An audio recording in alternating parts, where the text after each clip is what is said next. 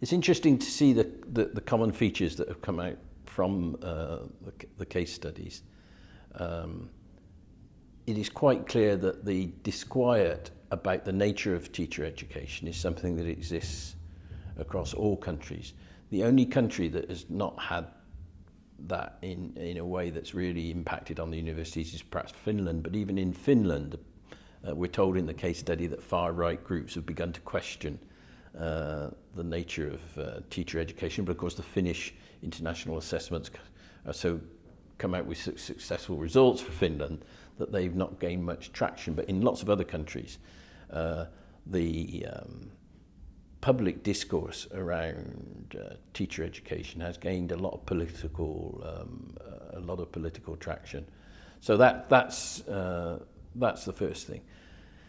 The second thing is it's quite clear that both as a consequence of the disquiet about teacher education, but also through academic developments in the field, people have begun to appreciate that practice has got to be more central to the teacher education process.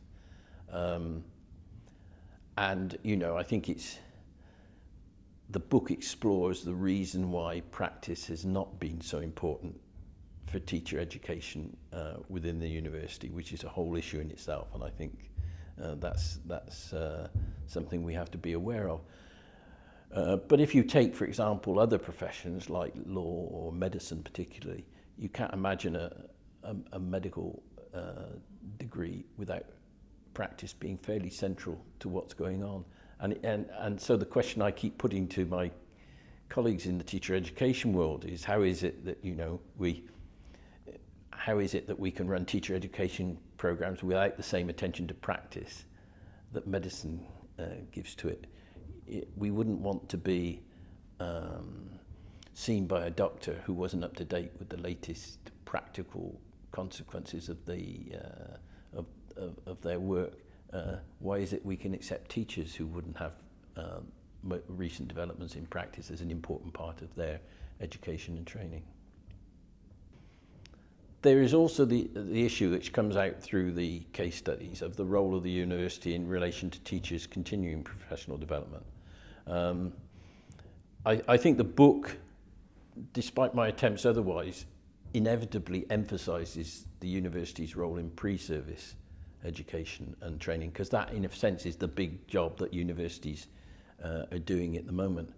But when you think about the millions of teachers who are there already in schools, and remember, this is a book that looks globally at teacher education. So in some parts of the world, in Africa and Asia, we're talking about poorly qualified teachers who are in schools. The issue of continuing professional development becomes really important.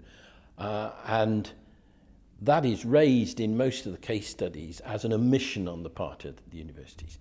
Now, looking to the future, I think there are some very interesting questions to be asked about the role of the university in this area. I personally think that, given that teachers are the foundation for what happens in the universities, that universities ought to be much more interested in teachers than they are now.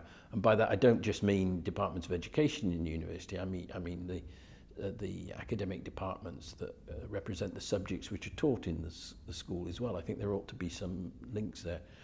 And one of the things that the book begins to touch on, although we're right at the beginning of evidence on this, is the way in which digital learning, digital opportunities are creating forms of access and forms of linkage between higher education and big groups like teachers and so on that could begin to address this problem. I mean, what if we have in universities leading scholars in science or maths or history or whatever subject you want to think, to actually have structures which connect those people to teachers seems to me to be important. And one of the things that does come out from the research on continuing professional development is that the most successful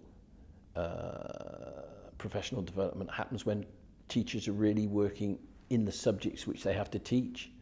That can be primary subjects or secondary subjects. Teachers don't seem so motivated by general themes in professional development. But if it relates specifically to their practice, and we come back to practice as another important issue, then the training and the education is much more likely to be effective.